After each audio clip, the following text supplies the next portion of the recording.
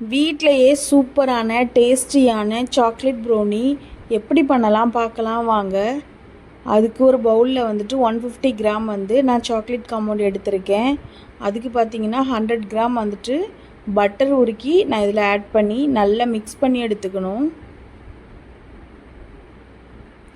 இந்த ஸ்டேஜ் வர்றது வரை நல்லா மிக்ஸ் பண்ணிகிட்டே இருக்கணும். இந்த ஸ்டேஜ் வந்ததுக்கப்புறம் வேறு ஒரு பவுலில் வந்து 3 முட்டை உடச்சி ஊற்றணும்.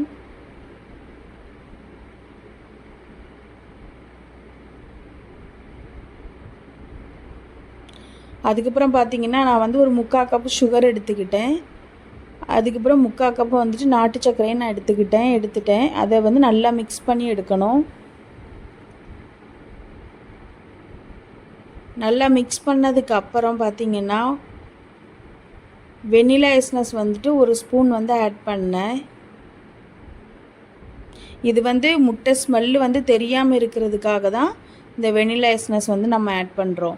இது நல்லா மிக்ஸ் பண்ணி எடுத்ததுக்கப்புறம் நான் ஆல்ரெடி வந்துட்டு சாக்லேட் வந்துட்டு பட்டர் கூட வந்து மிக்ஸ் பண்ணி வச்சுருந்தேன் இல்லையா, அதை வந்து இது கூட ஊற்றி இதை நல்லா மிக்ஸ் பண்ணி எடுக்கணும்.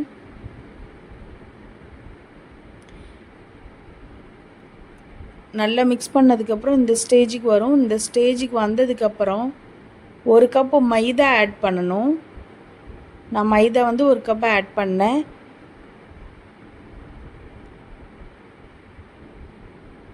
அப்புறம் வந்து பார்த்திங்கன்னா ஒரு 40 கிராம் வந்து சாக்லேட் பவுடரை ஆட் பண்ணிக்கிட்டேன்.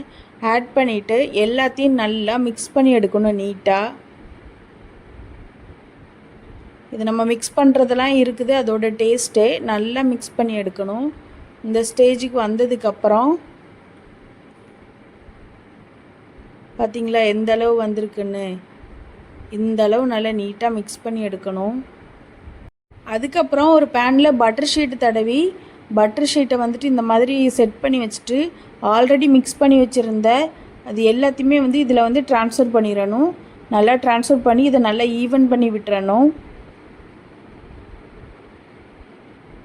எதுக்கு நம்ம பட்டர் ஷீட் வைக்கிறோம் பார்த்திங்கன்னா, அந்த டைரெக்டாக அந்த பேனில் ஊற்றிட்டோன்னா லாஸ்ட்டில் வந்து ப்ரௌனி நமக்கு வெளியில் வந்து நீட்டாக எடுக்க வராது. இந்த மாதிரி ஷீட்டு நம்ம வச்சிட்டோன்னா ஈஸியாக எடுக்கலாம், அதுக்காக தான். அதுக்கப்புறம் பார்த்திங்கன்னா மேலே வந்து சாக்லேட் சிப்ஸ் வந்துட்டு ஃபுல்லாக வந்து ஸ்ப்ரெட் பண்ணியாச்சு. அதுக்கப்புறம் நான் வந்து பாதாம் வந்து நான் வந்து கிரைண்ட் பண்ணி வச்சுருந்தேன், அதே மேலே வந்து ஃபுல்லாக ஆட் பண்ணிக்கணும். 30 மினிட்ஸ் வந்து ஓவனில் செட் பண்ணிட்டேன். அதுக்கப்புறம் பார்த்திங்கன்னா சூப்பரான ப்ரௌனி வந்து ரெடி ஆயிடுச்சு. சின்ன சின்ன பீஸாக வந்து கட் பண்ணி எடுத்துக்கிட்டேன். உடனே கட் பண்ண முடியாது, ஓவன்லேருந்து எடுத்து ஒரு 1/2 hour நல்லா ஆற விட்டுட்டு அதுக்கப்புறம் தான் கட் பண்ணி எடுக்கணும். அப்போ தான் நம்மளால் கட் பண்ண முடியும். பார்த்திங்களா எப்படி வந்திருக்குன்னு, சூப்பராக டேஸ்ட்டாக இருந்தது, நல்ல சாஃப்டாக இருந்தது. நீங்களும் இந்த மாதிரி ட்ரை பண்ணி பாருங்கள். வீடியோ பிடிச்சிருந்தா லைக் பண்ணுங்கள், ஷேர் பண்ணுங்கள்.